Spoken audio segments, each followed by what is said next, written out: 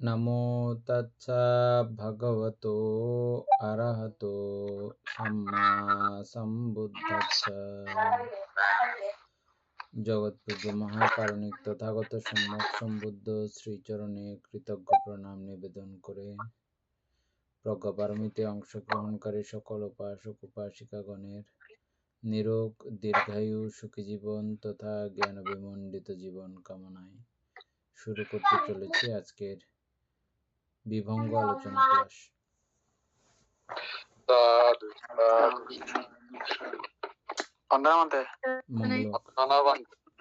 মঙ্গলক মঙ্গলক মঙ্গলক।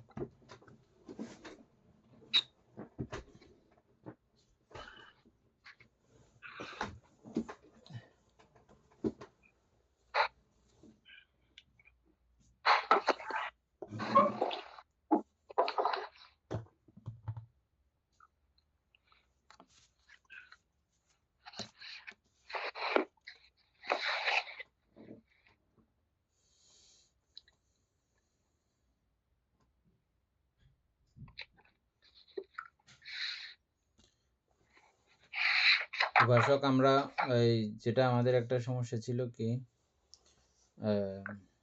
বিভঙ্গ না বিমুখ, আপনার মিউট করা আছে। প্রকার বিমুখ, হ্যাঁ বলতে, হ্যাঁ এটা জেনে নিয়েছি আজকে।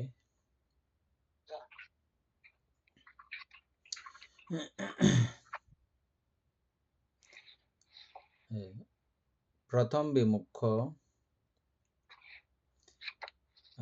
এগুলো ঠিক প্রথম ধ্যানের সঙ্গেও তুলনা করা যায় না।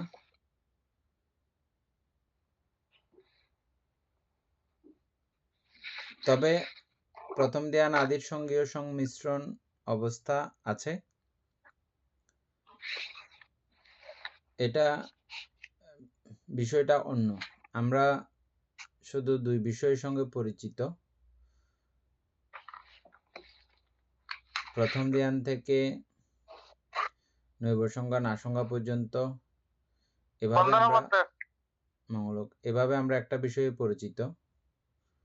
আর শ্রুতাপত্তি মার্গ থেকে অরহত ফল পর্যন্ত আমরা পরিচিত। এটা ঠিক আরেকটা বিষয়। এটার সঙ্গে সরাসরি ধ্যান আদির সঙ্গেও সেভাবে পুরোপুরি মিল নয়, এবং শ্রুতাপত্তি মার্গ থেকে অরহত ফল পর্যন্ত ওইভাবেও পুরোপুরি বিষয়টা ম্যাচিং না, একটু আলাদা আছে। আমরা আপাতত বোঝার জন্য এভাবেই মনে ধরে নিতে পারি যে প্রথম ধ্যান জাতীয়, এটা চিত্ত সমাধিস্থ অবস্থা। তবে সেই চিত্ত সমাধি অবস্থার মধ্যে অনিত্য দুঃখ অনাত্মা জ্ঞান উপলব্ধি হয়। 8 ভাগে বিভক্ত করলে প্রথম ভাগে যতটুকু পড়ে অতটুকু ওই পরিমাণে উনি অনিত্য দুঃখ অনাত্মা সম্পর্কে বুঝতে পারেন। তবে এটা লৌকিক, এটা চর্চা না থাকলে আবার ডাউন হবে। কিন্তু শ্রুতাপত্তি মার্গের বেলায় এটা ডাউন হয় না, কিন্তু বিমুখ বেলাতে এটা কিন্তু ডাউন হয় যদি চর্চা না থাকে। বিমুখের বেলাতে এটা ডাউন হবে চর্চা না করলে। তার মানে বিমুখটা কি লৌকিক? বিমুখ লৌকিক। আমি আবার রিপিট প্রশ্ন করেছি যে এখানে লাস্ট পর্যায়ে নিরুৎ সমাপত্তি যেটা আছে, এটা তো হুম, নর্মালি অনাগামী এবং অরহৎ ছাড়া করতে পারে না। আচ্ছা। এটা যখন প্রশ্ন করেছি তখন উত্তর আসতেছে একেবারে লাস্ট পর্যায়ের যে নিরুৎ সমাপত্তি, এটা ওই সমাপত্তি বা ওই বিমুখ্য শুধুমাত্র অরহৎ এবং অনাগামীদের জন্যই এটা প্রযোজ্য, ওরাই পারেন। তবে এই প্রথম বিমুখ্য থেকেও সরাসরি শ্রোতাপত্তি সুকৃতাগামী আদির দিকে অগ্রসর হওয়া যায়। প্রথম ধ্যানে যেরকম করে অগ্রসর হয়, ঠিক সেম পর্যায়ে এই প্রথম বিমুখ্য থেকেও এদিকে যাওয়া যায়। দ্বিতীয়, তৃতীয়, চতুর্থ সব জায়গা থেকে এদিকে যাওয়া যায় আর্যমার্গ দিকে। এটা তো এই বিমুখ্য সম্পর্কে এতদূর পর্যন্ত আপাতত জানা হয়েছে।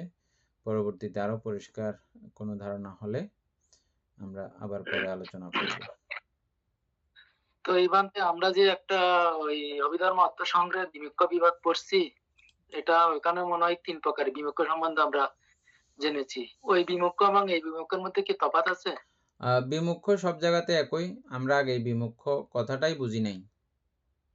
আমরা শূন্যতা বিমুখ্য মানে তো যে পড়ছিলাম যে একটা হ্যাঁ,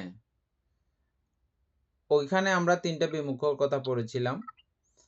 শূন্য এটা মানে একটা শূন্যতা বিমুখ্য, হ্যাঁ, অনিমিত্ত বিমুখ্য, অপ্রনিহিত বিমুখ্য। এই হ্যাঁ, 3টা মনে হয় আমরা পড়েছিলাম আর এটা কি। হচ্ছে যে জাস্ট দেখা, সরাসরি উপলব্ধি এটা না।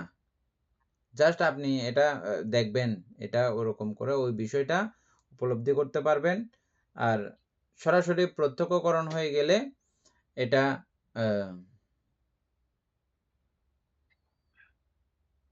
তখন আপনার নির্বাণ আয়ত্তভূত হয়ে গেছে আর কি। হ্যাঁ, তাই এটা ঠিক আছে। তাইলে আমরা তো জেনেছিলাম যে অন্ত শূন্যতা বিমুখ্য সম্বন্ধে তো মনে হয় অর্থাৎ লোকোত্তর মার্গের যখন প্রবেশ করে তখন শূন্যতা বিমুখ্য সম্পর্কে মানে অর্থাৎ জ্ঞাত হয় উনি আর কি, হ্যাঁ, অভিজ্ঞতা লাভ করে। অর্থাৎ আমরা 3 বিমুখ্য যেটা দেখেছি এগুলো সবটাই লোকোত্তর। লোকোত্তর, হ্যাঁ, অপ্রনিহিত বিমুখ্য এটাও নির্বাণ, আর শূন্যতা বিমুখ্য এটাও নির্বাণ, এটা তারপরে অনিমিত্ত, আরেকটা অনিমিত্ত অনিমিত্ত। বিমুখ্য এটাও নির্বাণ।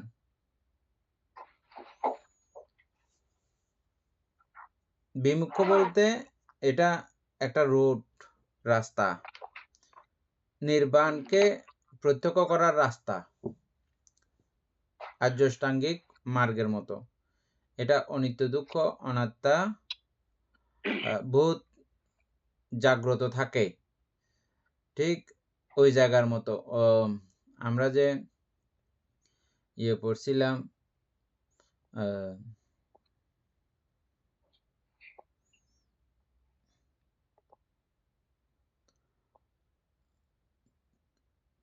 ধ্যানের মধ্যে লীন এবং তন্ত্র অদ্বৈত, মধ্যস্থতা অদ্বৈতের মধ্যখানে তত্র মধ্যস্থতা পড়ছিলাম।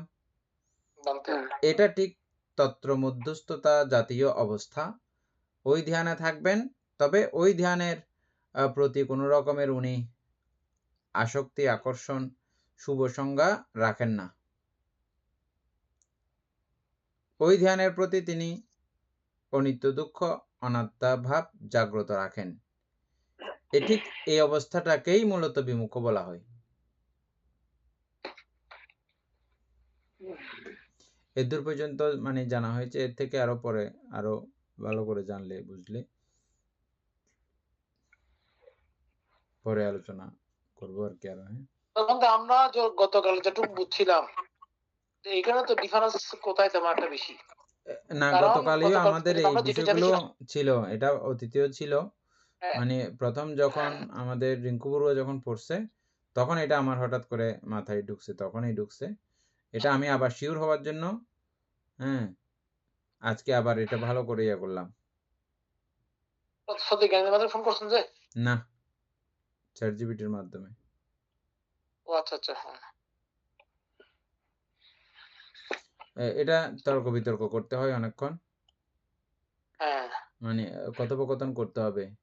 আমরা এখন যেরকম কথা বলতেছি, আপনি আবার রিপিট বললেন না, হ্যাঁ এই জিনিসটা এরকম কেন? যেমন অষ্টবিমুখ্য সবগুলো উনি ChatGPT প্রথমে লোকীয় বলে ফেলছে। যখন লোকীয় বলে ফেলছে, আমি রিপিট জিজ্ঞেস করলাম যে লোকীয় হলে নিরুৎ সমাপত্তি এটা আবার কিভাবে আসলো? নিরুৎ সমাপত্তি এটা লোকোত্তর ছাড়া, বিশেষ করে অনাগামী এবং রহৎ ছাড়া করতে পারে না। তখন যখন বলছি, তখন তিনি এটা আবার ChatGPT আবার স্বীকার করতেছে। উম,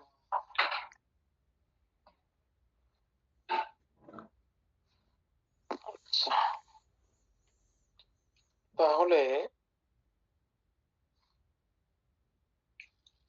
আচ্ছা হোক, আমরা এগুলা এগুলো আসলে মানে এই যে একটা যেটা বলছেন প্রথম ধ্যানের অনুদ্যুক অনাত্মার ওই লোকোত্তর মার্গে সরাসরি পৌঁছানো অনুদ্যুক অনাত্মার মধ্যে অনেক ডিফারেন্স আমরা নিজেরা এখন বুঝতেছি একটু একটু করে।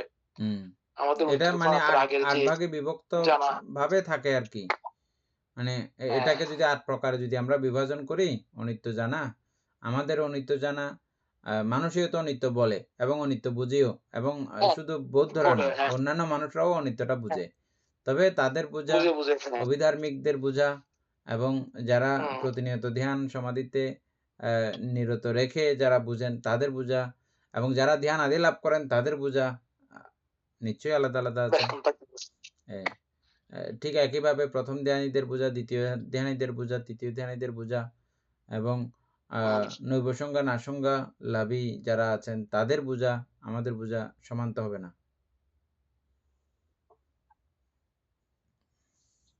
আমরা 800 কত পর্যন্ত গেছিলাম? আমরা আমাদের সাত পড়বো, সপ্তম মাত্রিকা পর 838 নম্বর পড়বো যে এখন 37 নম্বর পড়ছিলাম। এটা হলো 395 পেজ, আর টানেলে এখানে উঠতেছে 447।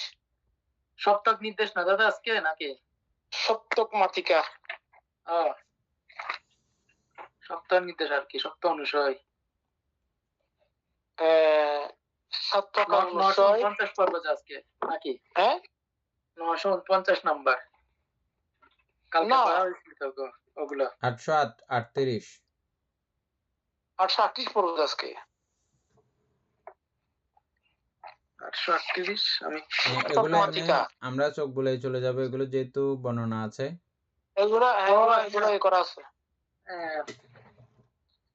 7 প্রকার অনুসয়, 7 প্রকার সংযোজন, 7 প্রকার পূর্ব অধিকার অর্থাৎ পূর্ব সংস্কার যুক্ত,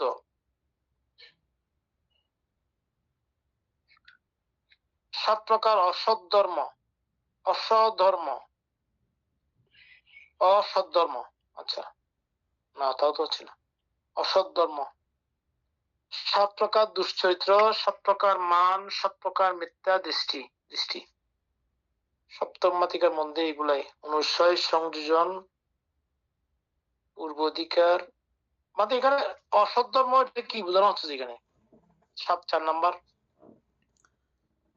7 প্রকার অসৎ ধর্ম, নিশ্চয়ই 7 প্রকারে অধর্ম কথা কিছু বলা হবে। আচ্ছা আচ্ছা অশ্রদ্ধা আর কি, শ্রদ্ধা থাকে না, নির্লজ্জ মানে আপনাদের যে নির্লজ্জ হয় আর কি, লজ্জা থাকে না, আচ্ছা। এটা বুঝাচ্ছে। অষ্টগমাতিকা, অষ্টবিধ ক্লেশবস্তু, অষ্টবিধ আলস্যের ভিত্তি, অষ্ট লোকধর্মে চিত্তের প্রতিঘাত। এগুলো আসলে অত্যন্ত দরকারি জিনিস। হ্যাঁ প্রত্যেকটা বাদে বিষয় করলে অনেক কিছু বোঝা হবে। অষ্টবিধ অনার্য ব্যবহার কথন, অষ্টবিধ মিথ্যাত্ব, অষ্টবিধ পুরুষ দোষ, অষ্টবিধ অসঙ্গীবাদ, অষ্টবিধ নৈবসঙ্গী নাসঙ্গীবাদ। অষ্টমাতিকা এখানে সমাপ্ত। নবমাতিকা, 9 প্রকার আঘাত বস্তু, 9 প্রকার পুরুষমল, 9 প্রকার মান, 9 প্রকার তৃষ্ণামূলক ধর্ম, 9 প্রকার উত্তেজনা, 9 প্রকার কল্পনা অভিমান। কল্পনার অভিমান কি এক সমান জিনিস বাবা মানতে?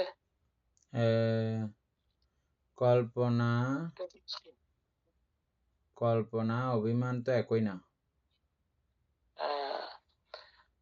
তারপর 9 প্রকার চাঞ্চল্য, 9 প্রকার প্রপঞ্চ, 9 প্রকার সংস্কৃত, নবক মাতিকা সমাপ্ত। দশক মাতিকা, 10 প্রকার ক্লেশবস্তু, 10 প্রকার আঘাতবস্তু, 10 প্রকার অকুশল কর্মপথ, 10 প্রকার সংযোজন, 10 প্রকার মিথ্যাত্ব, দশবুত্তুক মিথ্যা দৃষ্টি, দশবুত্তুক অন্তগ্রাহিক দৃষ্টি, যেগুলো একান্তবাদী। আচ্ছা, সমাপ্ত। 842 18 প্রকার তৃষ্ণা বিচরিত, আধ্যাত্মিক তৃষ্ণা বিচরিত মানে বলা হচ্ছে কি তীব্র আকাঙ্ক্ষা যুক্ত তৃষ্ণা, তৃষ্ণার ভাবনা, স্পৃতু বস্তুর লাভের উপায় চিন্তা, তৃষ্ণার অনুকূল স্বভাব হচ্ছে তৃষ্ণার বিচরিত। আচ্ছা, তৃষ্ণার বিচরিত আধ্যাত্মিক অর্থাৎ স্কন্ধের সহিত সম্পৃক্ত সংশ্লিষ্ট। 18 প্রকার তৃষ্ণার বিচরিত আধ্যাত্মিক সহিত সম্পৃক্ত, 18 প্রকার তৃষ্ণা বিচরিত বাইরের স্কন্ধের সহিত সম্পৃক্ত। এগুলোকে একত্রিত ভাবে পুঞ্জ আকারে সংক্ষেপ করলে 36 প্রকার তৃষ্ণা বিচরিত হয়ে থাকে। আচ্ছা, এটা বলতে ধাতুটার মনে হয় নাকি? 18 প্রকার আমরা যে ধাতু জানছিলাম আধ্যাত্মিক, আর এখানে স্কন্ধ বলা হচ্ছে এখানে। আচ্ছা, এটা মনে হয় বিস্তারিত যেহেতু আছে পরে জানবো না। এগুলোকে একত্রিতভাবে পুঞ্জ আকারে সংক্ষেপ করলে 36 প্রকার তৃষ্ণা বিচরিত হয়ে থাকে। এভাবে অতীতে 36 প্রকার তৃষ্ণা বিচরিত, অনাগতে 36 প্রকার তৃষ্ণা বিচরিত, বর্তমানে 36 প্রকার তৃষ্ণা বিচরিত। অতীতে, অনাগতে, বর্তমানে এগুলোকে একত্রিতভাবে সমষ্টি আকারে সংক্ষেপ করলে 108 প্রকার তৃষ্ণা বিচরিত হয়ে থাকে। 108 প্রকার 108 প্রকার, হ্যাঁ। যেই 62 প্রকার মিথ্যা দৃষ্টি ভগবান কর্তৃক ব্রহ্মজাল ব্যাকরণ ব্যাখ্যা বিবৃতি গাথামী সূত্রে উক্ত ব্যাখ্যাত হয়েছে। উপাসক সুকুমার বাবু, এই 62 প্রকারকে কি আলাদা আলাদা করে বাইর করে নিতে পারবেন ব্রহ্মজাল সূত্র থেকে? যদি না পারেন, চ্যাটজিপিটি কে বললে 62টা এক নাম্বার দিয়ে আপনাকে দেখাই দেবে, বুঝছেন? এটা একটু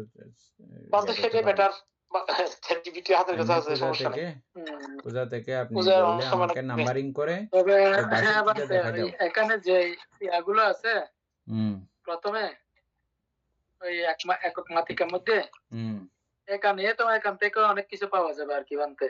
এখানে অনেক কিছু আছে। ওখানে 71টা না কয়টা 77 ছিল মনে হয়। হ্যাঁ, ওখান থেকে সবগুলো না অবশ্যই না কি, হ্যাঁ বলতেছি ওখানে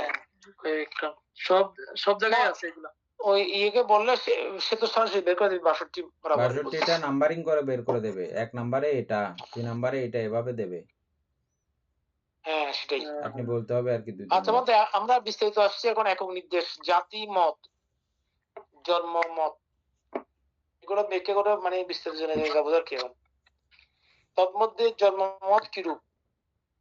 জন্মের প্রত্যয়ে অর্থাৎ জন্মকে ভিত্তি করে যেই মত মানে গর্ব, অহংকার,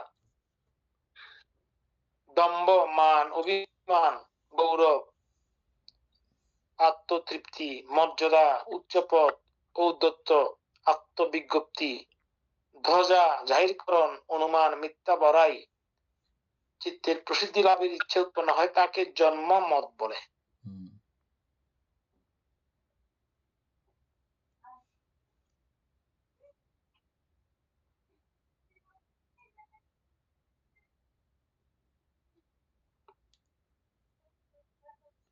এগুলো সংক্ষিপ্ত করছে পরে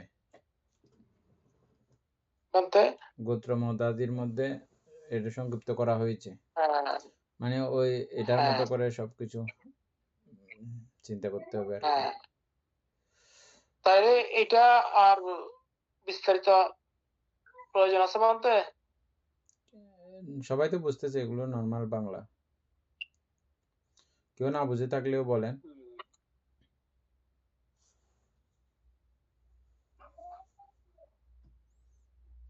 তারপরে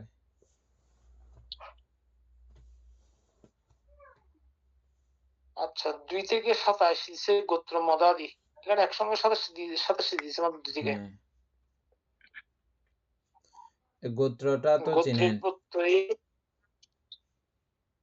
গোত্রটা গোত্র অমুক গোত্রের মানুষ আমরা বলতাম না বলতে গোষ্ঠী আর কি, গোত্র মানে গোষ্ঠী, চৌধুরী বংশ, হ্যাঁ গোষ্ঠী, চৌধুরী বংশ বড় বংশ এরকম হ্যাঁ গোষ্ঠী আর কি, হ্যাঁ গোত্র গোষ্ঠী, গোষ্ঠী, হ্যাঁ গোষ্ঠী গোষ্ঠী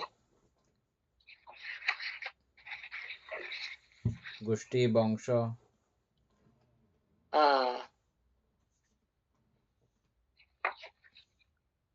এইখানে মধ্যে উদ্যত্ত আত্মবিজ্ঞপ্তি আগের 1 নম্বরের মধ্যে আমি সেটা জানতে চাচ্ছি যে আর কি হ্যাঁ কেন সেটা মানে উদ্যত্ত তো আমরা চিনছি যে 1 কি নম্বরে মধ্যে উদ্যত্ত কোন জায়গাতে? মানে আমরা জানতাম চঞ্চলতা। 1 নাম্বার কোথায় এটা? উদ্যত্ত একটা আছে না মানতে 843 নম্বর মধ্যে 3 নম্বর মানে 3 নম্বর লাইনে জন্মমতের মধ্যে আর কি অর্থাৎ জন্মমতের মধ্যে ব্র্যাকেটে দিয়ে আত্মবিজ্ঞপ্তি, অহংকার, আত্মধারণা, দম্ভ, মান, অভিমান, গৌরব, আত্মতৃপ্তি, মর্যাদা, উচ্চপদ, ঔদ্ধত্য, ঔদ্ধত্য, আত্মবিজ্ঞপ্তি। ঔদ্ধত্যকে এখানে দেওয়া হয়েছে আত্মবিজ্ঞপ্তি। চঞ্চল, আমরা জানি যে ঔদ্ধত্য মানে চঞ্চল। চঞ্চল ঔদ্ধত্যকে আত্মবিজ্ঞপ্তি কেন বলা হয়? এভাবে চার্জ করলে আসবে। তারপর হচ্ছে ধ্বজা জাহিরকরণ। ধ্বজা জাহিরকরণটা বুঝছি, ঠিক আছে। ধ্বজা মানে হচ্ছে যে ওই পতাকা নিয়ে বড়াই করে না, পতাকা লাগায় যুদ্ধের সময় যেখানে যেখানে দখল করছে এখানে এখানে পতাকা লাগাইছে, মনে আছে? ওটা আমার জায়গা আমার বা এরকম করে এটা করে যেটা বাংলাদেশের জন্য দখল করা হয়েছে, বাংলাদেশের পতাকা লাগাই দিয়েছে। জাহিরকরণ মিথ্যা বাড়ায় এই অনুমানকেও তো দিয়েছে মিথ্যা বড়াই। এটা ঠিক আছে, মানে আমি অনুমান করছি, অনুমান করে এটা ইয়া করা, মিথ্যাভাবে অনুমান করে বড়াই করা আর কি। হ্যাঁ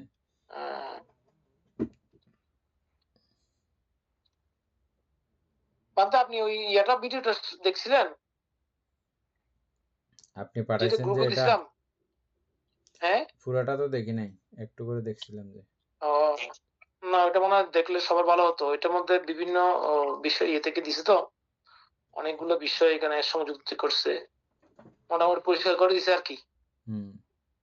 আমরা যারা অনেকে বলি সংসার আছে এই আছে সে আছে, মানে আচরণ করা সম্ভব নয়, বিভিন্ন সবগুলো মতো এখানে এত সুন্দর দিছে, সবার জন্য দিছে মোটামুটি।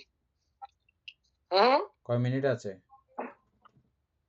ওইটা মানে টোটালি কত 45 মিনিট মনে হয়, না 70 মিনিট, কম তো না। সবার দেখা প্রয়োজন আমি মনে করি বানতে, ঠিক আছে, খুবই গুরুত্বপূর্ণ। আমাদের এখানে মোটামুটি কিছু বাকি রাখে না, এখানে উনি যা দিছে সংক্ষিপ্ত ভাবে কে বলছে বোঝার মতো করে দিছে, সব ভালো করে বলতে। কে দিছে যে এই ভিডিওটা বানতে কি জানি কে জানি করছে, আমাকে পাঠিয়েছিল আমাদের কুটুদা। আচ্ছা তো আমি অনেকজনের কাছে পাঠিয়েছি, সে শুনে বলছে এটা একেবারে সবকিছু আমি কয়েকবার শুনছি আর ভালো লাগে। আমাদের ঠিক আছে দেখবি, দেখে আমি শুনবো, বুঝি পড়বো না, শুনছি একটু একটু করে, হ্যাঁ খুব ভালো হইতে দেখা যাচ্ছে। তবে আমি দিই না, সবার শোনা প্রয়োজন আছে, সেই কারণে দিয়েছিলাম আর কি।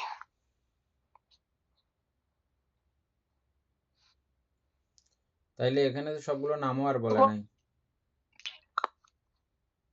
মানে গোত্র মতাদির মধ্যে তো আর এরপর ওগুলো তো নামও তো বলে নাই, আর নামও বলা নাই। হ্যাঁ শুভ পাইছে উদ্যত্ত আত্মবিজ্ঞপ্তি।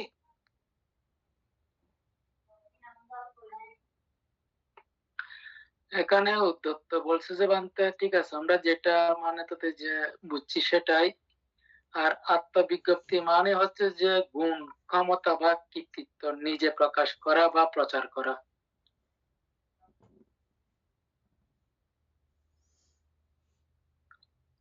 আপনি প্রশ্নটা ওইভাবে করতে হবে, শুনুন প্রশ্নটা করতে হবে যে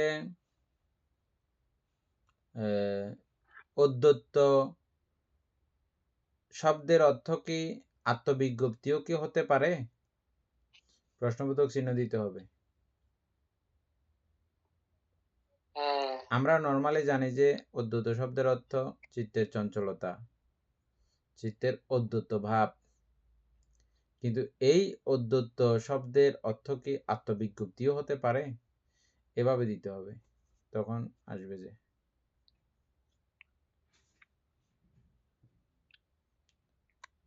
উপাসক। তারপরে আচ্ছা, গোত্র মদাদি নাম দিয়েছে বোধহয়। হ্যাঁ, না, নামগুলো একবার একবার করে আসছে মনে হয়। নামগুলা হ্যাঁ, গোত্র মদাদি, গোত্রের প্রত্যয়ে, আরোগ্যের প্রত্যয়ে, যৌবনের প্রত্যয়ে, হ্যাঁ, জীবিতের প্রত্যয়ে, লাভের প্রত্যয়ে, সৎকারের প্রত্যয়ে, গৌরবের প্রত্যয়ে, মর্যাদার প্রত্যয়ে, পরিবারের প্রত্যয়ে, ভোগের প্রত্যয়ে, বর্ণের প্রত্যয়ে, শ্রুতের প্রত্যয়ে, প্রতিভানের প্রত্যয়ে, বৈশারদ্যের প্রত্যয়ে। বৈশারদ মানে কি? বৈশারদ মানে বিশারদ, যে কোনো বিষয়ে বিশারদ হয় না? আচ্ছা, বিশারদ, ডক্টরেট। আচ্ছা আচ্ছা, হ্যাঁ। পিণ্ডপাতিক প্রত্যয়ে, অগ্রীণ্য প্রত্যয়ে, বীর্যাপদ প্রত্যয়ে, বৃত্তি প্রত্যয়ে, যশ প্রত্যয়ে, শিল প্রত্যয়ে, ধ্যান প্রত্যয়ে, শিল্প প্রত্যয়ে, উচ্চতা প্রত্যয়ে, প্রত্যয়ে, দৈহিক পরিধি প্রত্যয়ে, আকৃতি প্রত্যয়ে, পরিপূর্ণতা প্রত্যয়ে যে মত, অহংকার, দম্ভ, মান, অভিমান, গৌরব, মর্যাদা, ঔদ্ধত্য, ধ্বজা, অনুমান, চিত্তের প্রসিদ্ধি লাভের ইচ্ছে উৎপন্ন হয়, ইহাকে পরিপূর্ণতা মদ বলে। বান্তে এখানে লিখছে, ঠিক আছে, হ্যাঁ হতে পারে। এখানে লিখছে যে হ্যাঁ, কিছু প্রেক্ষাপটে উদ্ধত শব্দের অর্থ আত্মবিজ্ঞপ্তি ধরা হয়, বিশেষ করে বাংলা শব্দার্থ বা প্রতিশব্দের আলোচনায়। তবে দুটি শব্দের মধ্যে সূক্ষ্ম পার্থক্য আছে। উদ্ধত অর্থাৎ মানে চঞ্চল ভাব বা অহংকার আর কি, এরকম মানে বলছে। আত্মবিজ্ঞপ্তি নিজের গুণ বা কৃতিত্ব নিজে প্রকাশ বা জাহির করা। অর্থাৎ সংক্ষেপে বলছে যে আত্মবিজ্ঞপ্তি অনেক সময় ঔদ্ধত্যের প্রকাশ হতে পারে। তাই অভিধান বা সাহিত্যিক ব্যবহারে আত্মবিজ্ঞপ্তিকে ঔদ্ধত্য এর একটি অর্থ বা ভাবার্থ হিসেবে ধরা হয়।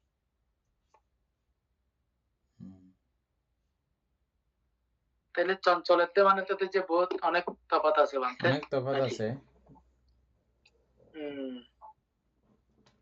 আচ্ছা, কোথায় ওটা উদ্ধত এটা মানে বিশেষ কোনো চিত্তের চঞ্চলতা। সমস্যার ব্যাপার না। না না, এটা মানে চঞ্চলতার কারণে হয়তো ওই নিজে এটা করে আর কি, হয়তো আত্মবিজ্ঞপ্তি নিজেকে ওইটা একটা মান আর কি।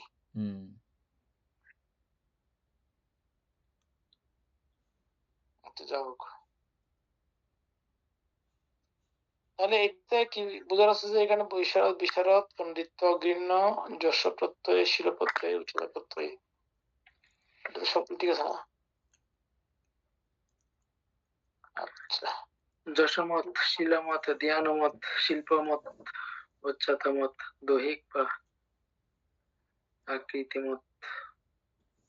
তাইলে একেবারে 28 মত দিয়ে অহংকার বুঝে দিছে আর কি। ওইটা বুঝলে মানে মত, যা মত, অহংকার, দম্ভ, মান, অভিমান, গৌরব, মর্যাদা, উদ্ধত্ত, ধ্বজা, অনুমান, চিত্তের প্রসিদ্ধি লাভ, ইচ্ছা হবে, গর্ব।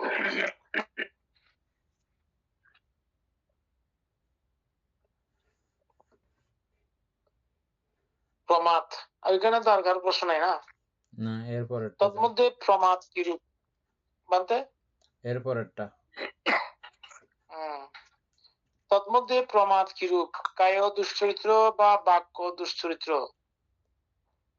বা মনোদুশ্চরিত্র বা পঞ্চকামগুণের প্রতি চিত্তের যে বশ্যতা, অধীনতা, পুনঃ বশ্যতা, প্রবণতা, অথবা কুশল ধর্মসমূহের ভাবনায় পরিপূর্ণতায়, অসতর্ক কার্যতা, অসাবধানতা,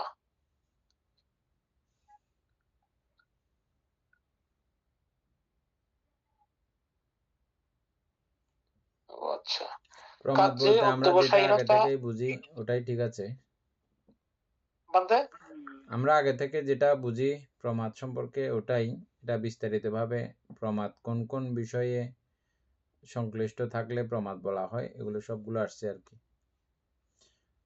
এটা অত্যন্ত হ্যাঁ বাদে গুরুত্বপূর্ণ। এমনি আরেকবার পড়েন। কায় দুশ্চরিত্র বা বাক্য দুশ্চরিত্র বা মনোদুশ্চরিত্র বা পঞ্চকাম গুণের প্রতি চিত্তের যে বশ্যতা, এখানে অধীনতা, এটা বশ্যতা মানে অবশ্যই আমরা অধীনতা, ঠিক এখানে আছে। বশ্যতা স্বীকার করি। আমরা তো অধীনস্থ পঞ্চকাম গুণের প্রতি আমরা বুঝতে পারি না মোহর কারণে। পুনঃ বশ্যতা, প্রবণতা, এটা এমনি বোঝা যায়, এটা কঠিন আবার কিছু না। না কঠিন কিছু না বলতে, যেমন আমরা জিহ্বাতে আসক্ত, জিহ্বা যেটা পছন্দ করে এটাই আমরা জিহ্বাকে দিতে চাই, দিই। তারপরে প্রত্যেকটা এই পঞ্চকামগুণের প্রত্যেকটা বিষয়ে যেভাবে আমাদেরকে আটকে রাখে, অধীন করে রাখে, স্বাধীন না, এদের মতো করেই আমরা চলি, এটাই অধীনতা, এটাই বশ্যতা।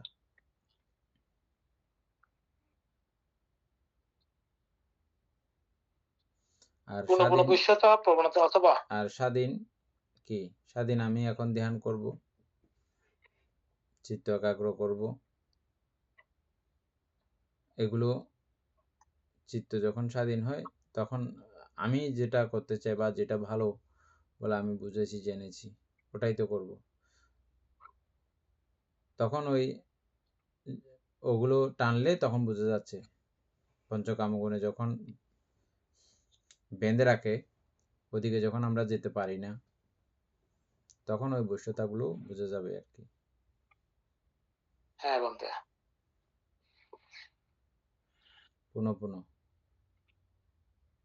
পুনঃ বশ্যতা, প্রবণতা, অথবা কুশল ধর্মসমূহের ভাবনায় পরিপূর্ণতায়, অসতর্ক কার্যতা, অসাবধানতা।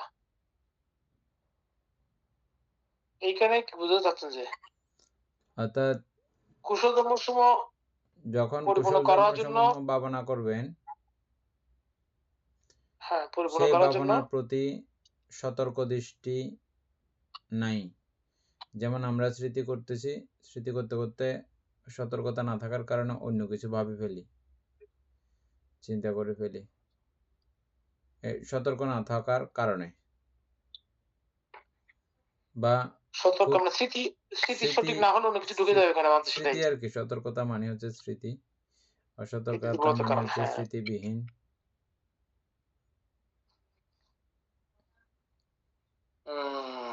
ঠিক, গুরুত্বপূর্ণ। কাজে অধ্যবসায়হীনতা, কার্যে অদৃঢ়তা, অলসতা, নিক্ষিপ্ত দূরতা। নিক্ষিপ্ত দূরতা মানে কি বোঝা যাচ্ছে বলতে গেলে? দূরতা মানে তো মূর্খতা, এখানে দূরতা, দূরত্ব মানে মূর্খ। আচ্ছা, হ্যাঁ, দূরতা, দূরত্ব আর দূরতা বেশ কম আছে। দূরত্ব মানে চালাক। আর দূরত্ব মানে চালাক বলতে আবার ওই মানে এটা খারাপ দিকের চালাককে দূরত্ব বলা হয়। হ্যাঁ বাদে ঠিক।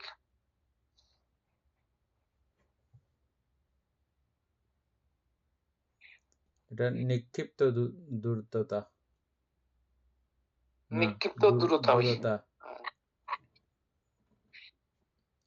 নিক্ষিপ্ত ছন্দতা, নিক্ষিপ্ত দূরতা, এটা আলাদা একটা শব্দ আছে তাইলে। তারপর সুকুমার নিক্ষিপ্ত বাবু ছন্দতা, অনিচ্ছুকতা, সুকুমার বাবু চাইলে দেখে নিতে পারেন। আর নিক্ষিপ্ত নিক্ষিপ্ত দূরতা, ছন্দতা, আচ্ছা, নিক্ষিপ্ত ছন্দতা মানে অনিচ্ছুকতা, নিক্ষিপ্ত মানে ইচ্ছা নাই, আর দূরতা মানে ধীরতা, কেউ বুঝতে পারেন। অধীরতা আছে এখানে। অধীরতা, অধীরতা আছে মানতে, অলসতাও আছে। নিক্ষিপ্ত দূরতা, দূরতা মানে আপনি কি বলছেন একটু আগে? মানে এখানে বলতেছে যে বান্তে নিক্ষিপ্ত দূরতা মানে নিজের দোষ অন্যের ঘাড়ে চাপানো। আচ্ছা,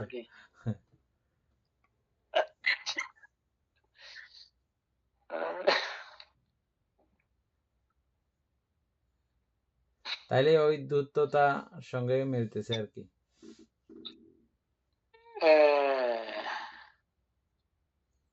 দ্রুতও এরকম এরকম, হ্যাঁ, এটা তো মানে ডেঞ্জারাস কথা, ঠিক তো।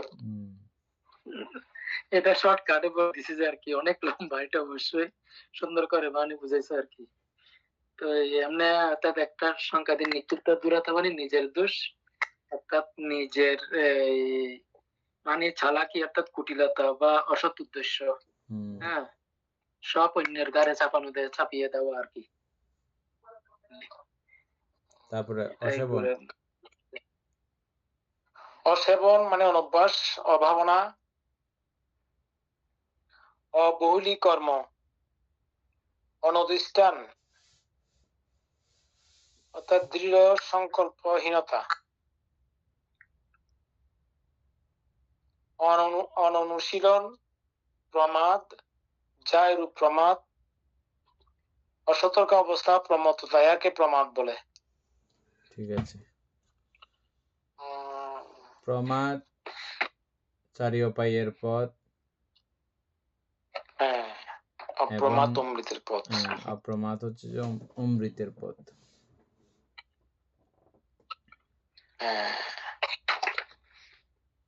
আমাদের ওই শ্রদ্ধেয় দীপান্তে এগুলো সুন্দর করে বলেন।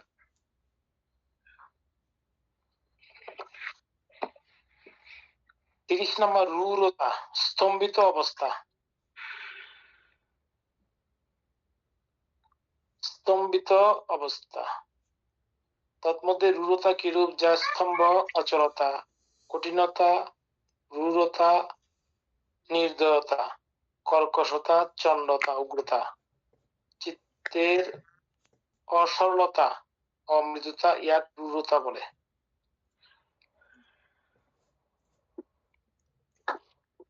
যা স্তম্ভ, কঠিনতা, রূঢ়তা, কর্কশতা, চণ্ডতা, মানে কোনো দয়া মায়া নাই, কর্কশ ভাষায় কথাবার্তা বলে আর কি, মানে উগ্র মেজাজি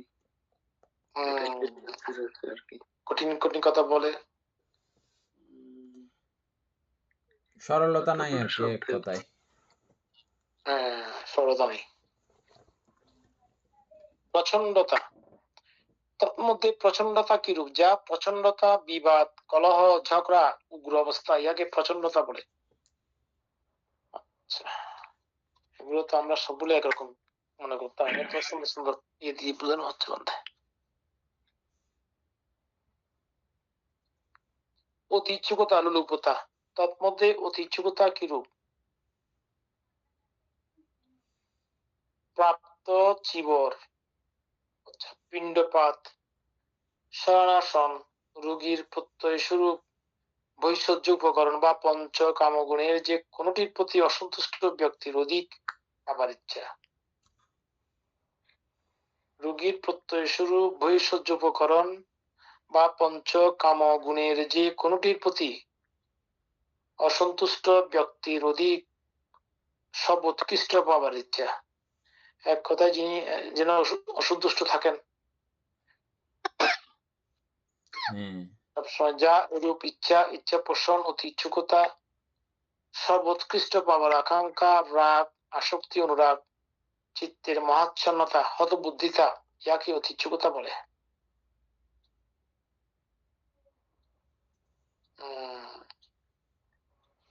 এটাতে কারো প্রশ্ন আছে? 33 মহেচ্যুতা। তন্মধ্যে মহেচ্যুতা কিরূপ? জীবর ইচ্ছা পোষণ 849 নম্বর প্যারা। মহেচ্যুতা সর্বাধিক পাওয়ার আকাঙ্ক্ষা।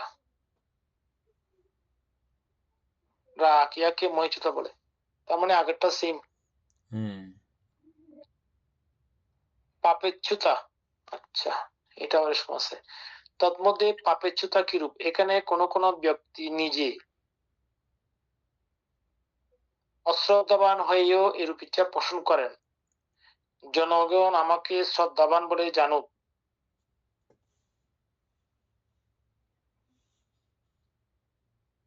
ও আচ্ছা। দোষী হয়েও জনগণ আমাকে শিরবান বলে মনে করুক, এরূপ ইচ্ছা পোষণ করেন। অল্পশ্রুত হয়েও জনগণ আমাকে বহুশ্রুত মনে করুক,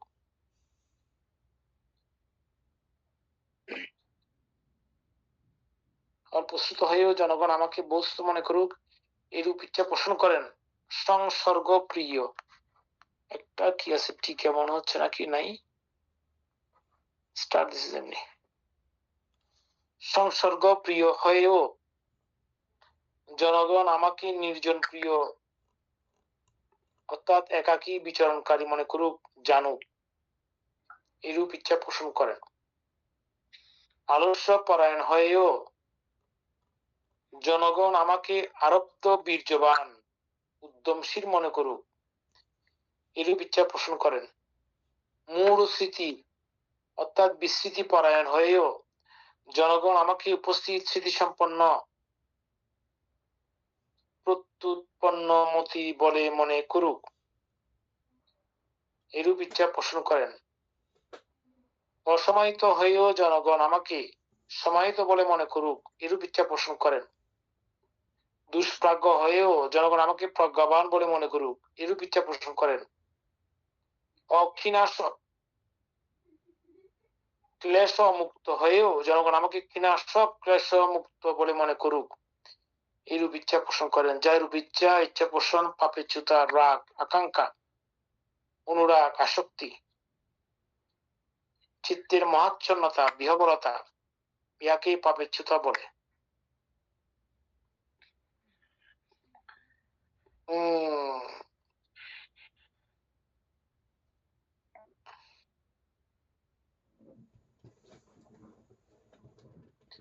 তাহলে পাপেচ্যুতার প্রান্তে এখানে সবগুলো এই বিষয়ের মধ্যে দিছে আর কি। এমনি তো নর্মাল পাপেচ্যুত মনে করছিলাম নর্মাল ভাবে দেবে, কিন্তু এই পাপেচ্যুত তো ডেঞ্জারাসটা, সারে সর্বনাশ হয়ে যাবে সবকিছু। মহাচ্ছন্নতা বলতে মহাচ্ছন্ন, মোহ তো বুঝলাম, কিন্তু বিহবলতা মানে কিরকম? বিহবলতা ঠিক বুঝলাম না।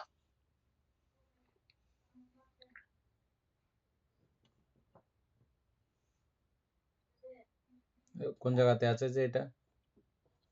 একদম লাস্টের মধ্যে চিত্তের মহাচ্ছন্নতা, চিত্ত মনে আচ্ছন্ন হয়, ঠিক আছে। বিহবলতা কিরকম তাহলে? আচ্ছা, এই বিহবলতা মানে মহাচ্ছন্নতা আর কি।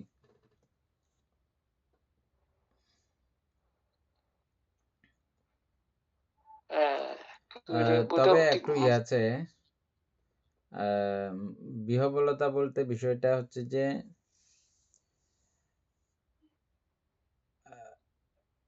তিনি মানুষকে দেখাইতে চান অনেক কিছু জানেন, তিনি মহাচ্ছন্ন যে এটা তিনি প্রকাশ করেন না, উল্টাভাবে উপস্থাপিত করতে চান। হ্যাঁ, উল্টাভাবে উপস্থাপিত করতে চান, প্রাজ্ঞ হিসাবে, মহাচ্ছন্ন নয় হিসাবে উপস্থাপিত করতে চান, ঠিক ওই রকম বিষয়টা।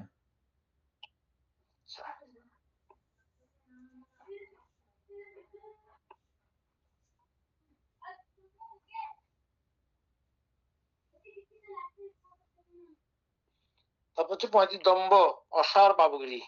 আচ্ছা, ওইটা তো আর কারো ইয়ে আছে সুকুমার? না, এগুলো তো বোঝা যাচ্ছে, এগুলো ভালো বাংলা। হ্যাঁ, ভালো বাংলা। ভালো বাংলা হইলেও বানতে এগুলো কতগুলো শব্দ। হুম, এমনি তো এগুলো ঠিক আপনারা আছে। সব বুঝবেন এক সময়। এগুলো হুম, বই পড়তে পড়তে এই শব্দগুলো নানা জায়গায় তো একই রকম আছে তো, এগুলো সব আপনারা বুঝে যাবেন।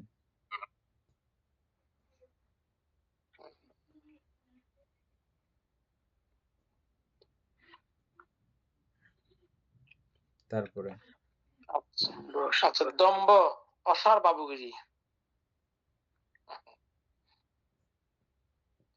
তন্মধ্যে দম্ভ কিরূপ? যা দম্ভ, ভূষণ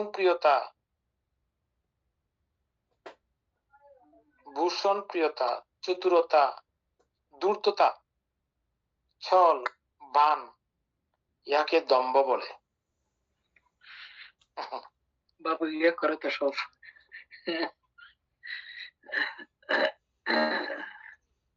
শেষ রে।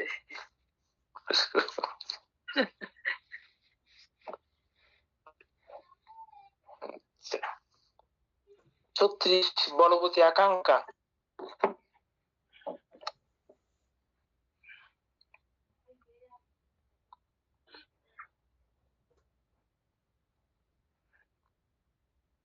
তন্মধ্যে বলবতী আকাঙ্ক্ষা কিরূপ? যা বলবতী আকাঙ্ক্ষা: লোভ, তৃষ্ণা, লোলুপতা, আকাঙ্ক্ষা, পরায়ণতা, অভিলাষ, ইচ্ছা, আকুলতা, দক্ষতা লাভের বলবতী ইচ্ছা, ইহাকে বলবতী আকাঙ্ক্ষা বলে।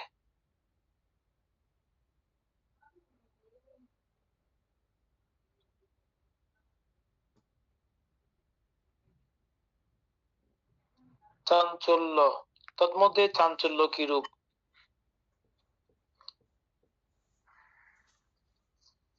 চিবরের সাজসজ্জা, পাত্রের সাজসজ্জা, শয়নাসনের সাজসজ্জা, বা এই পুঁতি ও পচা দেহের বা বাহ্যিক উপকরণের মণ্ডন, সজ্জিতকরণ,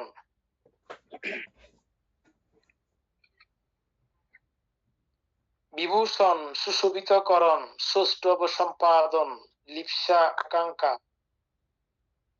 লোলুপতা, চপলতা, চাঞ্চল্য, ইহাই চাঞ্চল্য। বাকি নড়া কিছু করতে পারে।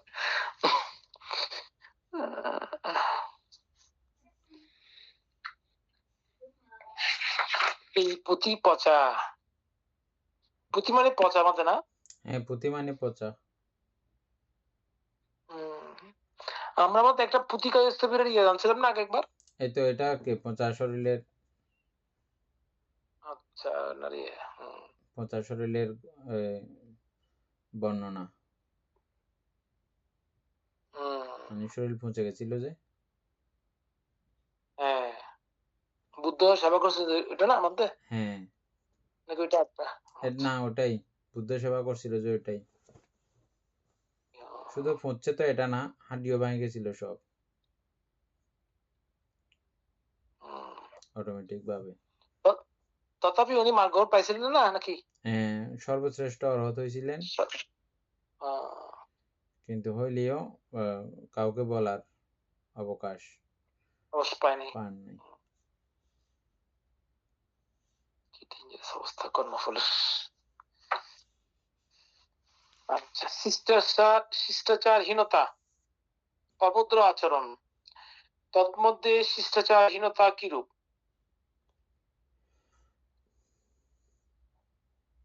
মাতার প্রতি বা পিতার প্রতি বা জ্যেষ্ঠের, বৃদ্ধের প্রতি বা ভ্রাতার প্রতি বা আচার্যের প্রতি বা উপাধ্যায়ের প্রতি বা বুদ্ধের বা শ্রাবকগণের প্রতি বা অন্যান্য গুরুস্থানীয় ব্যক্তির প্রতি বিরুদ্ধ আচরণ,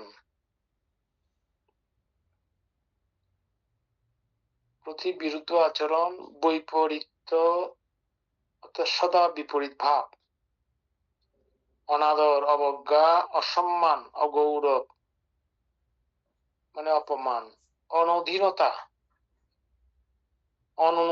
অননুবর্তী, ইহাই অশিষ্টাচার, অভদ্র আচরণ।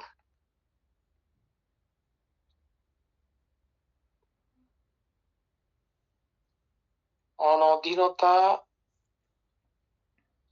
অনুবর্তী, মানে অধীন নয় আর কি, বাদ এরকম।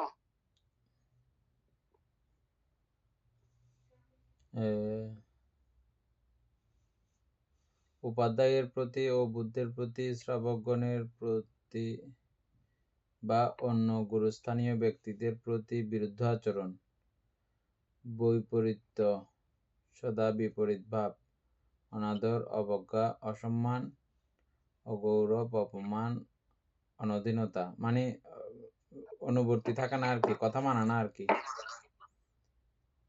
আচ্ছা, অধীন নয় আর কি কথা, মানে ওনার অধীন বাধ্য থাকা না আর কি, বাধ্য অবাধ্য হচ্ছে, অবাধ্যটা হচ্ছে, ঠিক আছে, হ্যাঁ।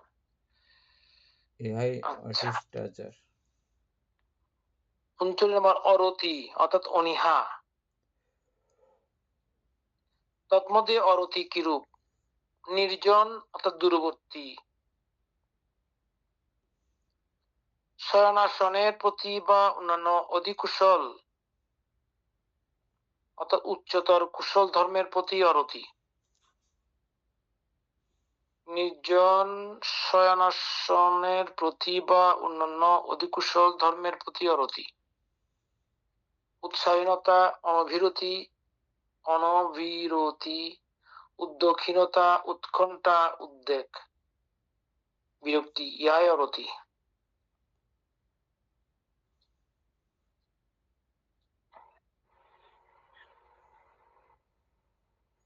তারপরে ক্লান্তি। তারপর যে ক্লান্তি, তৎমধ্যে ক্লান্তি কিরূপ? যা ক্লান্তি, শ্রান্তি, অবসাদ, অলসতা, ঢিলামি, অকর্মণতা, ইহাই ক্লান্তি। তন্দ্রালুতা, তৎমধ্যে তন্দ্রালুতা কিরূপ? যা কায়ের জিরিম্বন,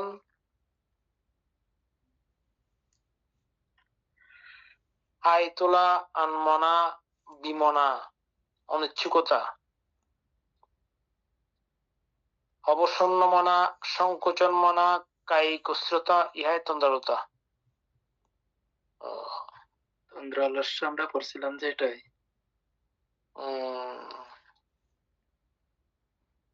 কায়ের জিরিম্বন বলে, জিরিম্বন, বিজৃম্বন একটা পড়ছিলাম না আমরা, মনে পড়তেছে না আমার তো, বিজৃম্বন, বিজৃম্বন, জৃম্বন, এটা একই কথা।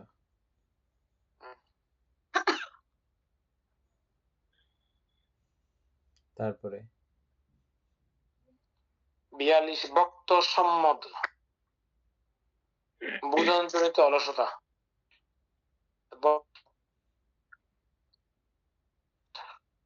তন্মধ্যে ভক্ত সম্মত কিরূপ?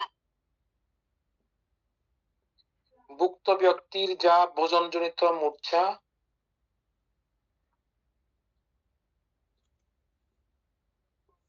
ভোজনজনিত শ্রান্তি,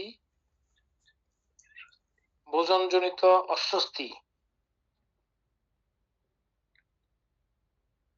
অর্থাৎ কায়িক ভারবোধ, কায়িক দুষ্টতা, শারীরিক অযোগ্যতা, ইহাই ভক্ত সম্মত।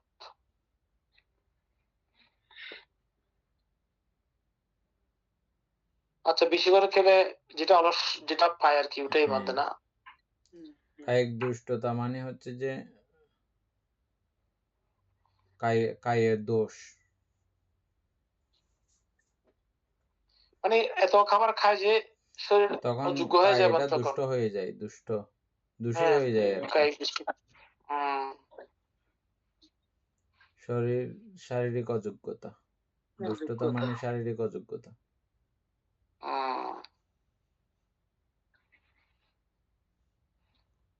860 বলে ফেলি বাদ না, 43 নম্বর, মানসিক অলসতা, ধীরাভাব। তৎমধ্যে মানসিক আলস্য কিরূপ? যা চিত্তের অসুস্থতা, অনীহা, অকর্মণতা, নিষ্ক্রিয়তা, সংলগ্নতা, জড়তা, ধীরামিতা, স্তব্ধতা, উদাস্য, অলস্যতা, চিত্তের আলস্য পরায়ণতা, ইহাই মানসিক অলসতা।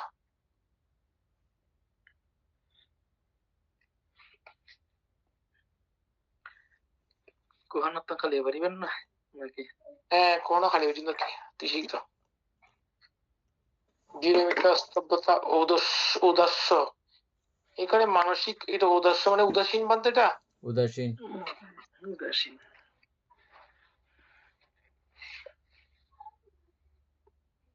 আর স্তব্ধতা?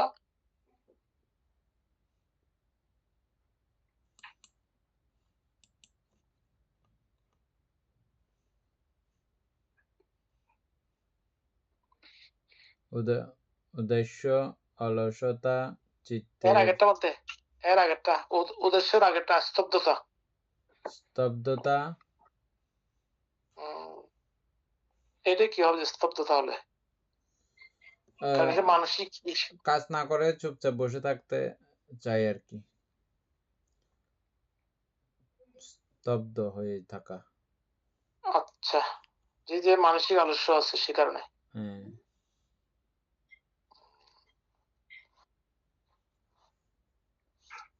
ঠিক আছে, এটা পর্যন্ত থাকো। সদ্ধর্ম প্রাণ প্রিয় উপাসক উপাসিকা বৃন্দ, এতক্ষণ যাবৎ আমরা বিভঙ্গ আলোচনা করেছি। এতে আমাদের অপ্রমেয় পুণ্য সাধিত হয়েছে।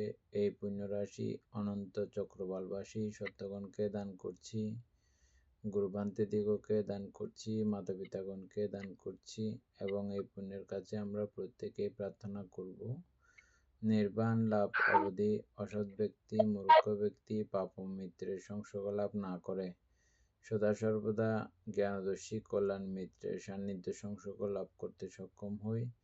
এইরূপ সাধু কামনা পোষণ করে আজকের মতো ক্লাস এখানে সমাপ্ত করছি।